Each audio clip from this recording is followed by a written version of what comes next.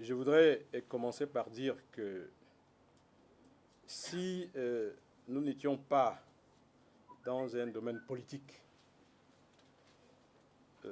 nous aurions adopté l'attitude qui consiste à dire qu'il vaut mieux laisser les choses viles mourir de leur propre venin. Mais comme nous sommes en politique et qu'il ne faut rien négliger, nous sommes dans l'obligation d'apporter des éléments de réponse à la question que vous avez posée.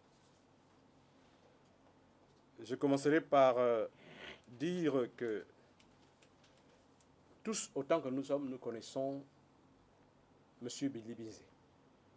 Et M. Bilibizé nous connaît.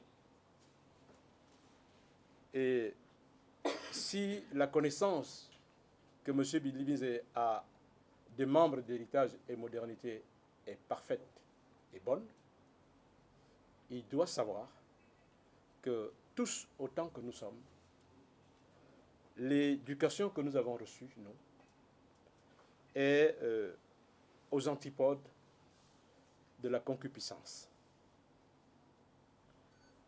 Nous l'avons, me semble-t-il, démontré à suffisance aux yeux de l'opinion publique nationale et internationale. Parce que si nous étions achetables, nous ne serions pas arrivés à ce que nous avons fait, autant que nous sommes. Et nous osons croire que notre acte est inédit dans notre pays. Parce que les députés qui ont démissionné étaient en poste, qu'ils ont des familles, qu'ils ont une vie, qu'ils doivent exister, mais qu'ils ont pris leurs responsabilités pour déposer leur mandat.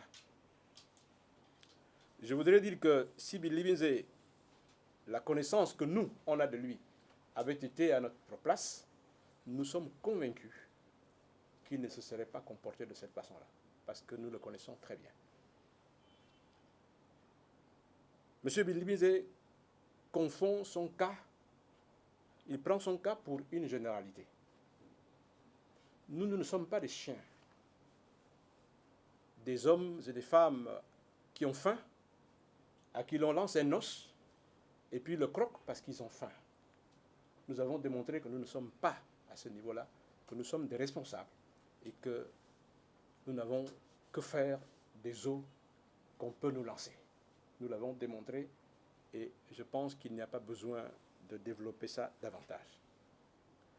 Je voudrais dire à M. Bilibizé que ces propos, qui sont des propos injurieux à notre endroit, nous estimons que nous sommes dans un secteur, c'est la politique. Et la politique ne nous autorise pas à franchir certaines limites. Nous sommes en train de faire de la politique. Nous pensons que nous sommes en démocratie. La démocratie n'autorise pas que l'on manque de respect aux adversaires, ni que l'on les traîne dans la boue. Nous n'avons jamais fait cela. Nous continuons à rester comme cela, parce que nous estimons que le fait que nous ayons des idées contradictoires ne nous permet pas de ne pas respecter nos adversaires. Mais, eh bien, Bilibizé, ce n'est pas nous. Il a sa façon de concevoir la politique et la communauté nationale les suit tous les jours. Mais qu'il sache, je dis bien qu'il sache, que nous le connaissons bien, et je parle en le regardant dans les yeux, qu'il sait qu'on le connaît et qu'il sait que nous savons qui il est. Que la politique, ça s'achève, ça finit.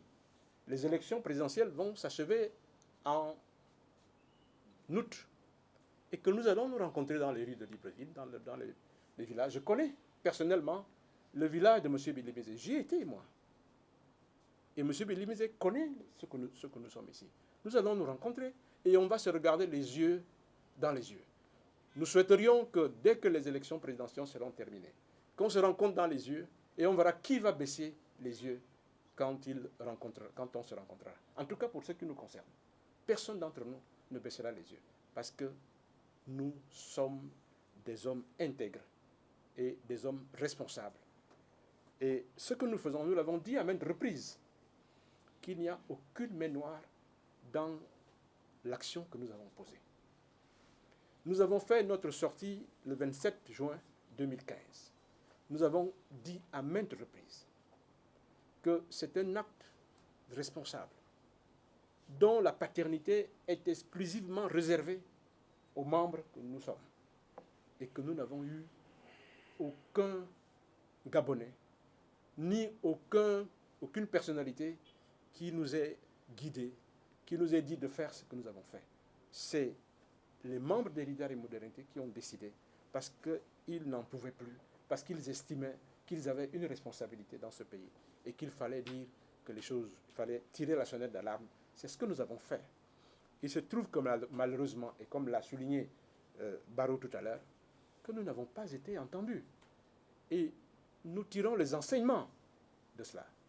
Parce que nous avons des idées à faire valoir. Nous avons le peuple gabonais qui souffre. Nous avons ce pays qui souffre.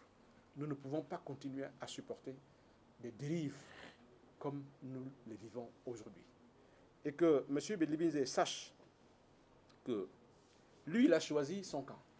En tout cas, personnellement, et je suis convaincu que la majorité, sinon la totalité des membres d'Héritage et Modernité, nous savons ce que Bédlibinze pense d'Ali Bongo Ondimba. Moi, je peux vous dire que j'ai discuté personnellement avec lui, j'ai parlé avec lui, et Bédlibinze sait très bien ce que je sais sur l'opinion qu'il a d'Ali Bongo Ondimba. Peut-être l'occasion de le dire, mais comme il a la position qu'il a aujourd'hui, comme il pense que tout peut s'acheter, et que, bien, lorsqu'il y a la cagnotte devant, qu'il perd son âme, en tout cas, ce n'est pas notre cas à nous. Et que M. Bédlibinze sache que les membres d'Héritage et Modernité, nous ne mangeons pas de ce pain, et que nous sommes des hommes et des femmes intègres, et que nous ne sommes pas comme lui, et que nous aurons l'occasion, le peuple gabonais aura l'occasion de le vérifier, si ce n'a pas déjà été fait, et qu'on verra à la fin qui dit la vérité et qui est dans le bon chemin. En tout cas, que M. Bédlibinze sache, avec tout ce qui le pousse à faire des gesticulations qui sont les siennes, sache que Héritage et Modernité ne baissera pas les bras, et que malgré tout ce qui se dit, malgré tout ce qui se fait, que nous n'avons pas peur, de toute façon. Nous avons dit ceci, et je voudrais le dire solennellement ici, que la pire des choses qu'on puisse faire à un homme, à un être humain, ce n'est pas de le tuer. Parce que c'est ça, la menace, qui nous pend au nez. Ce n'est pas de le tuer, car quand tu es mort, tu ne souffres pas.